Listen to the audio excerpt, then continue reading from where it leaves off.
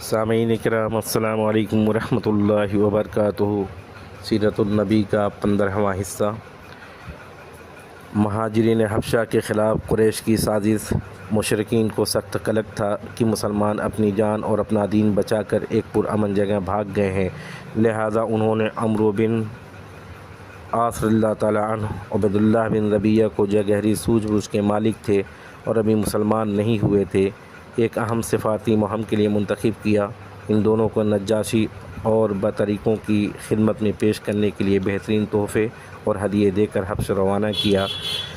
ان دونوں نے پہلے حبش پہنچ کر بطریقوں کی تحائف پیش کیے، پھر انہیں اپنے ان دلائل سے آگاہ کیا جن کی بنیاد پر وہ مسلمان کو حبش سے نکلوانا چاہتے تھے۔ جب بطریقوں نے اس بات سے اتفاق کر لیا کہ وہ نجاشی کو مسلمان کے نکال دینے کا مشورہ دیں گے، تو یہ دونوں نجاشی کے خصوصاً حضور حاضر ہوئے، تحفہ تحائف پیش کیے، اپنا مدعا یوں عرض کیا: اے بادشاہ، آپ کے ملک میں ہمارے کچھ ناسمجھ نوجوان بھاگ آئے ہیں۔ انہوں نے اپنی قوم کا دین چھوڑ دیا ہے، لیکن آپ کے دین میں بھی داخل نہیں ہوئے، بلکہ اس ایک نئی دنیا ایجاد کیا ہے جسے نہ ہم جانتے ہیں نہ آپ ہمیں آپ کی خدمت میں انہی کی بابت ان کے والدین، چچاؤں اور کنبے قبیلوں کے عمائدین نے بھیجا ہے۔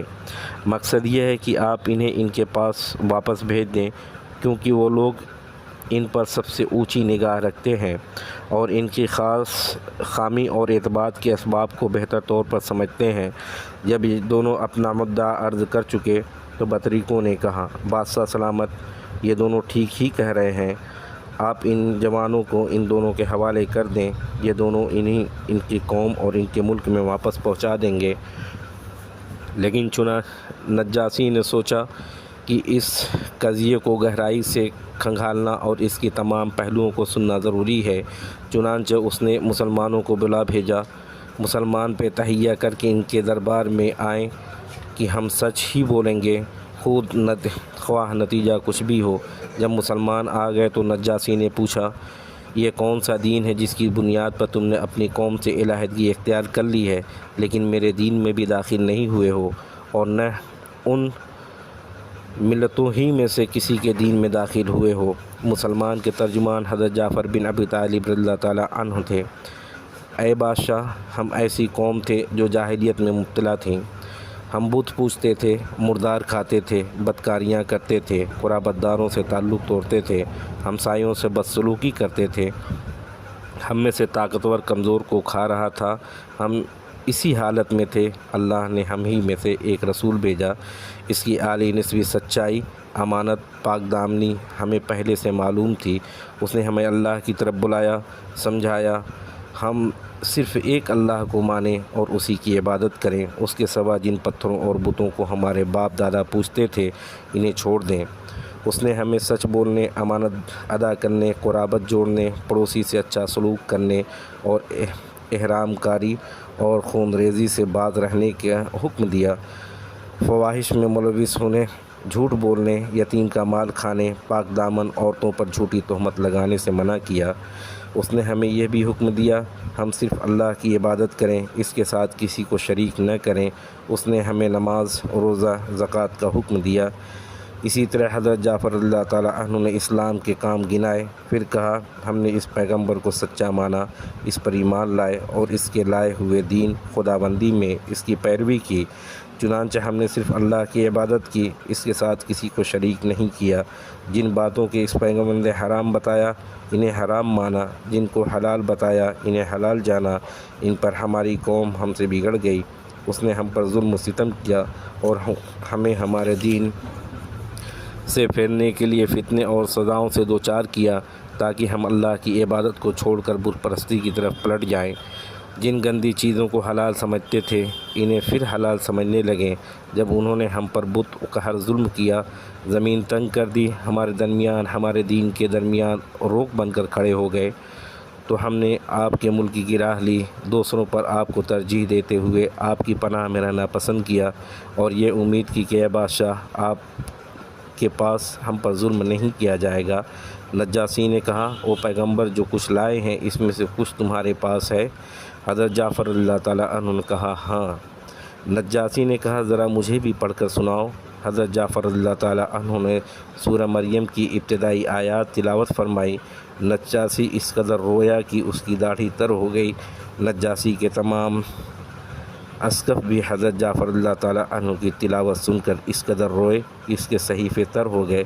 پھر نجاشی نے کہا، یہ کلام اور وہ کلام جو حضرت عیسیٰ علیہ السلام لے کر آئے تھے دونوں ہی ایک ہی شمیدان سے نکلے ہوئے ہیں۔ اس کے بعد نجاشی نے عمرو بن عاص اور عبداللہ بن ربیعہ کے مخاطب کر کے کہا، تم دونوں چلے جاؤ، میں ان لوگوں کو تمہارے حوالے نہیں کر سکتا اور نہ یہاں اس کے خلاف کوئی چال چلی جا سکتی ہے۔ اس حکم پر دونوں وہاں سے نکل گئے۔ پھر عمرو بن عاص نے عبداللہ بن ربیعہ سے کہا، خدا کی قسم کل ان کے متعلق ایسی بات لاؤں گا اس کی ہریالی کی جڑ کاٹ کر رکھ دوں گا۔ عبداللہ ربیعہ نے کہا، نہیں ایسا نہ کرنا، ان لوگوں نے اگرچہ ہمارے خلاف ہیں لیکن ہیں بہرحال ہمارے اپنے ہی کنبے قبیلے کے لوگ۔ مگر عمرو بن عاص اپنی رائے پر اڑے رہے۔ اگلا دن آیا تو عمرو بن عاص نے نجاشی سے کہا، اے بادشاہ، یہ لوگ عیسیٰ بن مریم کے بارے میں ایک بڑی بات کہتے ہیں۔ پر نجاشی نے مسلمانوں کو پھر بلا بھیجا اور پوچھنا چاہتا تھا کہ حضرت عیسیٰ علیہ السلام کے بارے میں مسلمان کیا کہتے ہیں۔ اس دفعہ مسلمان کی گھبراہٹ ہوئی، لیکن انہوں نے طے کیا سچ ہی بولیں گے، نتیجہ خواہ کچھ بھی ہو۔ چنانچہ مسلمان نجاشی کے دربار میں حاضر ہوئے۔ اس نے سوال کیا تو حضرت جعفر رضی اللہ تعالیٰ عنہ نے فرمایا، ہم عیسیٰ علیہ السلام کے بارے میں وہی بات کہتے ہیں جو ہمارے نبی صلی اللہ علیہ وسلم لے کر آئے ہیں، یعنی حضرت عیسیٰ علیہ السلام اللہ کے بندے اور اس کے رسول اور اس کی روح اور اس کا وہ کلمہ ہے جسے اللہ نے کنواری پاک دامن مریم علیہ السلام کی طرف اس پر نجاشی نے زمین سے ایک تنکا اٹھایا اور بولا، خدا کی قسم جو کچھ تم نے کہا ہے حضرت عیسیٰ علیہ السلام اس سے ایک تنکے کے برابر بھی بڑھ کر نہ تھے۔ اس پر بطریقوں نے ہوں کی آواز لگائی۔ نجاشی نے کہا، اگرچہ تم لوگ ہوں کہو۔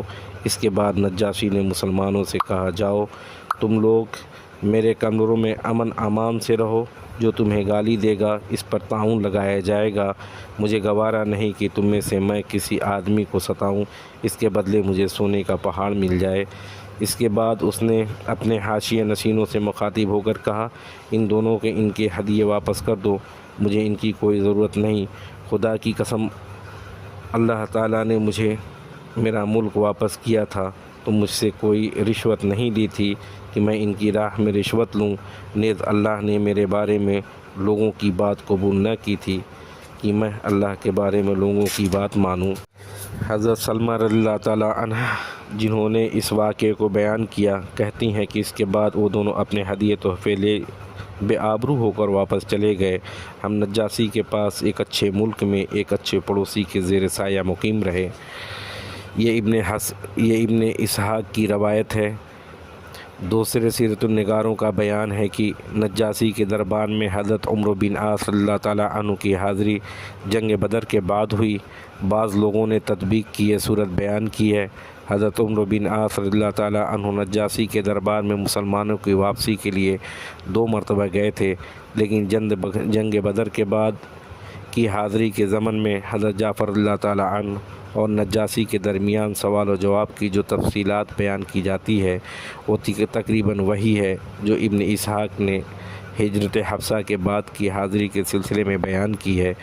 پھر ان سوالات و مضامین سے واضح ہوتا ہے کہ نجاشی کے پاس یہ معاملہ ابھی پہلی بار پیش ہوا تھا، اس لیے ترجیح اس بات کو حاصل ہے کہ مسلمان کو واپس لانے کی کوشش صرف ایک بار ہوئی تھی اور وہ ہجرت حبشہ کے بعد تھی۔ بہرحال مشرکین کی چال ناکام ہو گئی۔ ان کی سمجھ میں آ گیا وہ اپنے جذبہ عداوت کو اپنے دائرہ اختیار ہی میں آسودہ کر سکتے ہیں، لیکن اس کے نتیجے میں انہوں نے ایک خوفناک بات سوچنی شروع کر دی۔ در حقیقت انہیں اچھی طرح احساس ہو گیا تھا کہ اس مصیبت سے نمٹنے کے لیے اب ان کے سامنے 2 ہی راستے رہ گئے ہیں، یا تو رسول اللہ صلی اللہ علیہ وسلم کو تبلیغ سے بزور و طاقت روک دیں یا پھر آپ کو کے وجود ہی کا صفایا کر دیں۔ لیکن دوسری صورت حد درجہ مشکل تھی، کیونکہ ابو طالب آپ صلی اللہ علیہ وسلم کی حفاظت محافظ تھے اور مشرکین کے عزائم کے سامنے آہنی دیوار بنے ہوئے تھے۔ اس لیے یہی مفید سمجھا گیا کہ ابو طالب سے دو باتیں ہو جائیں۔